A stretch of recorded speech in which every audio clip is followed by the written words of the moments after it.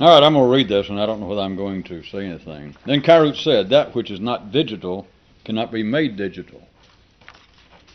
Does anybody hear any pre-echo of how the secondary world is organized and what the mind would ordinarily believe? Because you would, if we were going to take this even at the surface level, using computerese, which I assume is where he stole this, borrowed this.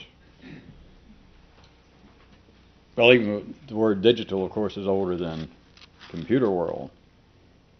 But you would say that anything could be made digital. That is, you could take anything that was analog, you could take anything that was verbal, you could take anything that was alphabetical, and you can, without any doubt, we'll all agree to that, you don't have to know anything about computers, that you would agree it can be turned into digital form. But what if it can't? What if one thing cannot be turned into another, although you say that it can? And Kyroots said, page 13 to be specific, 92113-13. Talk about digits. And Kyroots said that which is not digital cannot be made digital. That's pretty good since for someone who said they weren't going to say anything. Consider it. There are two ways, right quick, that you can say that is absolutely not true. Because verbally, in fact, if I was going to play someone else, a viewer, I could point out that words do not actually mean anything specific and stable. And therefore, this is a load of that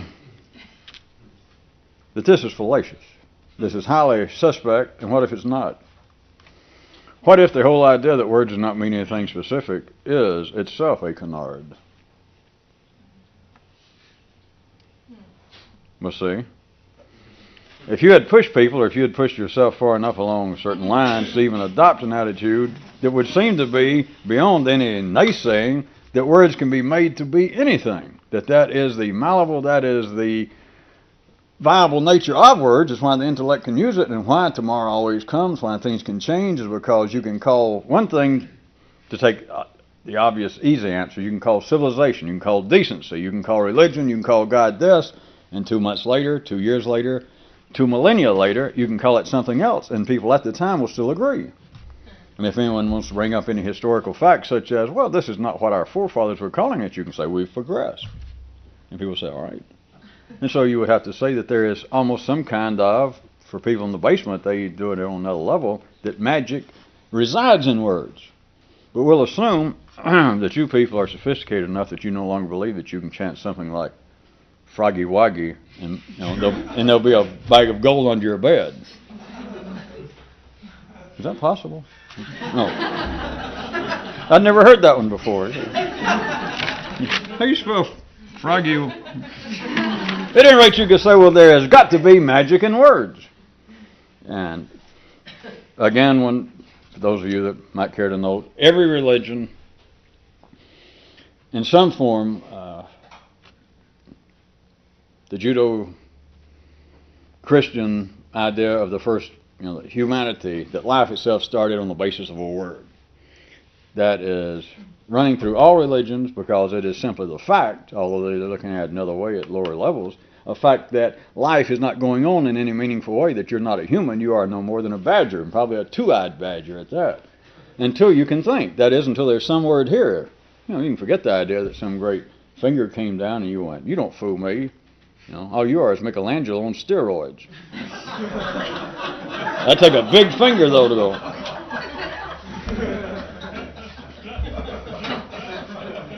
What I was going to say is you can forget the idea that there was some outside force, some old man God going, whatever the word was, Shazam or Boom or Gomer. But it is based upon the reality that until you're on the universe of your own nervous system, until it says a word, you may be a cute little nipper. Everybody may be tucking you on the chin and you gurgling and throwing up pablum all over yourself. But in a sense, you're not a human until you can finally say something. Like spinach again. And they say, well, you're 12 years old. Why didn't you ever say anything before? Well, you never served spinach this many times. Never mind. That's an old one. Until your mind says a word.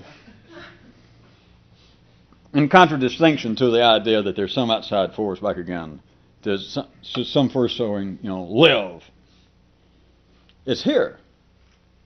So that being true, you can see it goes from there to the ideas, the good common ideas of religion and an external force that started everything by the power of his word, all the way from that to the more primitive peoples, to those in the basement that absolutely believe. And you don't have to worry about people on some deserted island that they suddenly find that are holdovers from the Stone Age today, although there's still people that are almost at that level verbally, but they're not that far removed. At least you would look down your nose, and some of you got a nice one to look down, and think, well, isn't that silly? These people sitting out in the jungles somewhere, and somebody says a magic word, or there's some word that only the high priest can say. And you go, boy, isn't that silly? And the same people take right off and go to Mass. Yeah. Or worse yet, go to a political rally and go, rah, rah, rah. At any rate, back where we were, it is still part of the human nervous system. It has nothing to do, literally, finally, with any sort of lack of sophistication, but that there is power and magic in words. But if that be true, then, your mind, what I was trying to get you to say, can take either of the great crossroads. You can say, well, in that case, literally, words can work magic. And you can find support for that throughout the written history of man, and you can find it in your own nervous system. But you can equally say that is a load. Because what is called magic here is not magic somewhere else. And what I used to think was magic to me is no longer magic. So something is amiss. Does anybody remember what it was?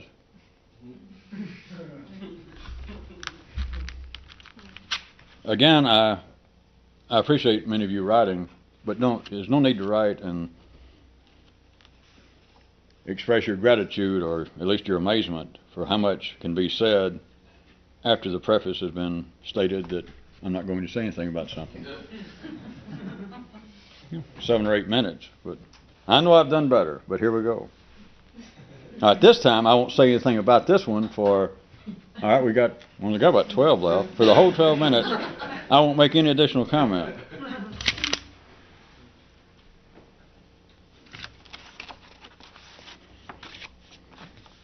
Kyroots maxim of the day. The maxim means, no maxim means as much to the listeners as it does its author. That's why it is a maxim.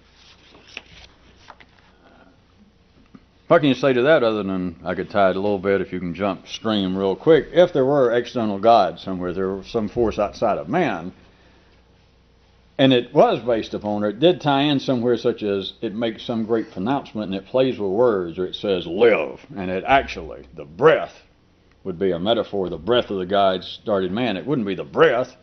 It would have to finally be that the breath carried a word. If that did happen, then I would suggest to you that that would be the basis for that Kyroot. That people remember maxims, people remember proverbs, aphorisms, truisms, they write them down, they have them tattooed, they carve them on the fronts of buildings, but they never mean as much to those who hear it as those who said it. And what would that be? Then you're back to, is there magic in words? Because it would have to be whoever thought it up. Which is, according to the, will be funny, I'll call it the Kyrootian religion, but you people out there, it's just a big joke, see. That the only proper way to get into heaven, to reach paradise, is to be able to be original. And there, according to another Kyroot tonight, is the rub. Because you can hear, well, be original. Wait a minute, let me write that. I won't remember that. And it's not time for Captain Irony, but just notice, that is the only reasonable, civilized, be original. Well, and it could strike you that, well, boy, that's important, but it's pretty simple words. And you can think, well, in fact, it's too simple. It surely has some deeper symbolic meaning. So I want to remember it. Be original. That's what you're stuck with. If you're stuck. I would like to, I know I did that survey for the cable companies before, but I'd just like to point out, any of you people that's stuck out there, I wish you'd just turn on another channel. Except for the man who said he couldn't What was it? He couldn't begin to express how little the shows meant to him. You can keep watching, sir.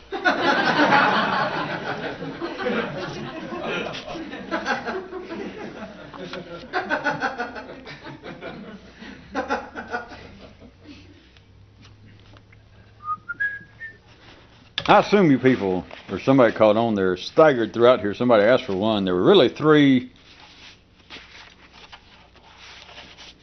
You know, these kind of things are staggered throughout here. You know how that goes. There was three about a quiz. And it went like this. I'll do them all since somebody asked for one. Pop quiz time. What is stupidity? Answer, lack of originality. And then 15 pages later, all right, let's try it again. Pop quiz. What is stupidity? Answer, lack of individuality. And okay, time for the final pop quiz with the answer. Just what is stupidity already? Okay already. Lack of variety. There was a Kyroots last time we met, if I'm not mistaken. You're not mistaken. Well, I knew that. That no one asked for. Does anybody recall it?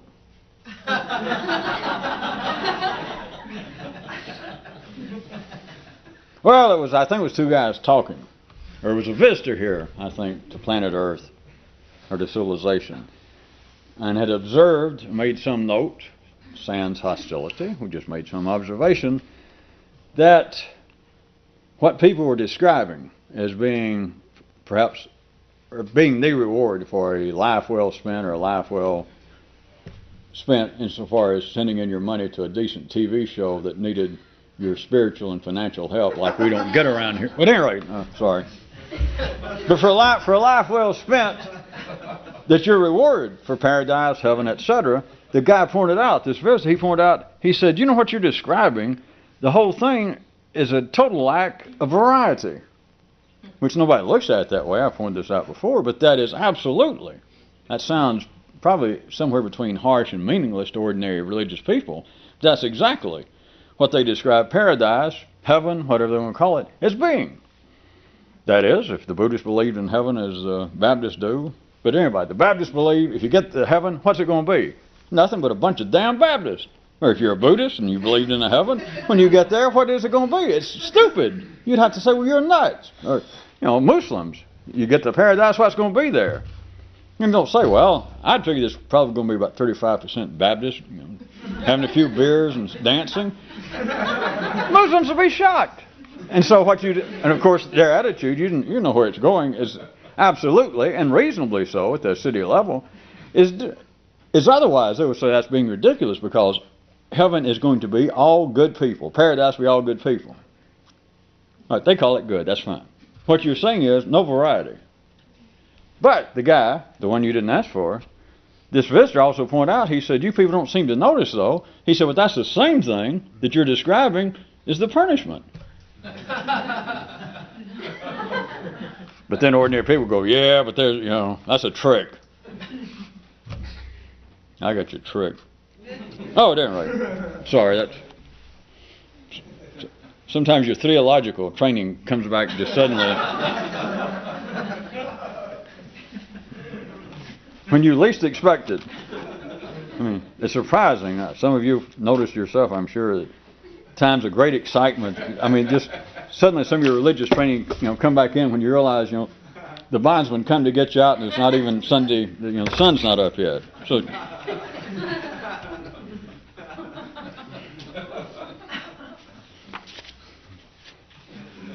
As one man said, thank God for the small things, but I won't tell you under what conditions he said that.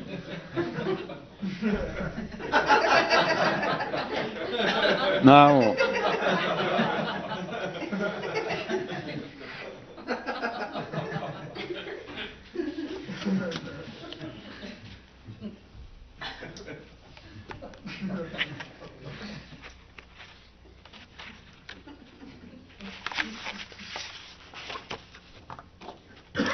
Should I tell them every now and then what we're doing? I'm not looking down at notes. See, people, as these are being read the first part of the show, each page number is flashed up on our large screen over here.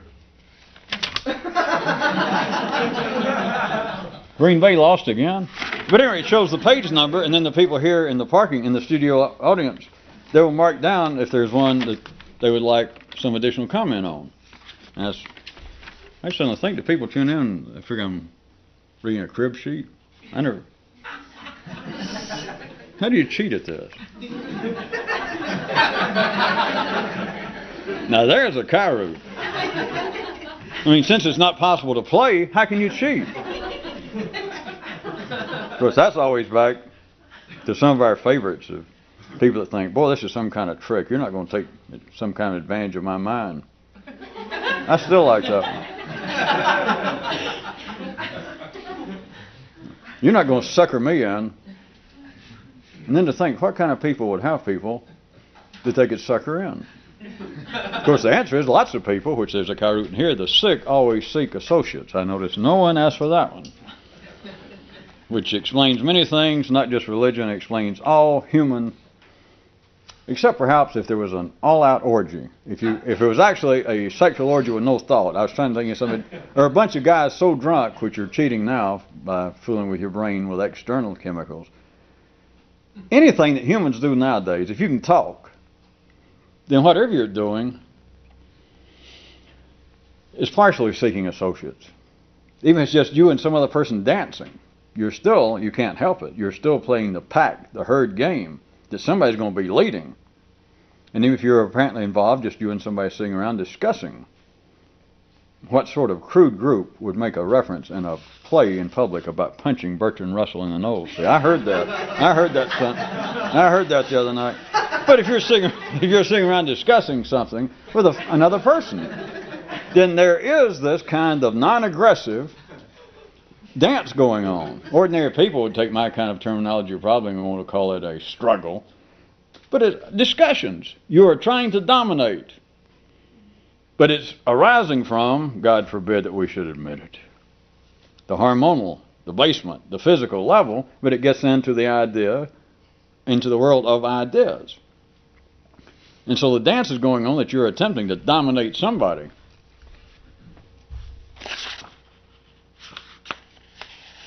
Are we running completely out?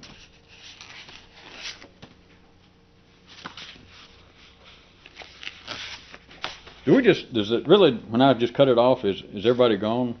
Is the people on tape just left standing there? They are? They don't take it personally, do they?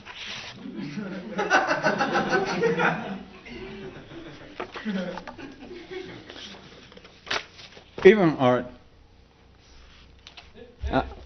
People out there, I don't mean to be rude, but when I talk right to the end of the tape is why we do all that. I'm not being funny. Even one-on-one, you're always dealing with, in a sense, there was another Kyroot in here if you followed it, it's an attempted cult, C-U-L-T, that kind of thing, since they use it now as an attack. Some faction that is outside the mainstream of collective thought, collective wisdom, the collective institutions of man. But it goes from, there's another Kyroot, boy, am I really going to push it. How about we get way off? You remember the people ran through the streets hollering, a cult's after us, and the cult was running after it saying, I'm not a cult. Semicolon. Later the people ran through the street and nobody chased them because it's no longer a cult. Yes, I used to be nuts, and I thought, no, I won't be nuts anymore. And 2 or 3 years later you meet somebody, and you think, or you ask them whether you do it literally or not. Are you nuts? Oh no, I'm all right now. Back to the Kyroots, they're still running through the streets, but as far as they can tell, nobody's chasing them anymore. Yes, I used to be a cult, but now I'm not. Why? Because now I have more associates. The sick always seek associates. You thought I forgot where we were? It is the basis.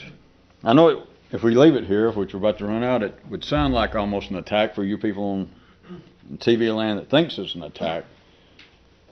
But all relationships, in a sense, are an attempt to whip up on somebody. It is a dance and somebody has to lead. It's not a point of the aggressor or the one who is most dominant is in some way suspect, because if somebody did not lead, the dance could not go on. At any particular time, you walking by yourself, your right leg is leading temporarily, or you're not moving. You're not getting anywhere. You're falling, and then your left leg leads.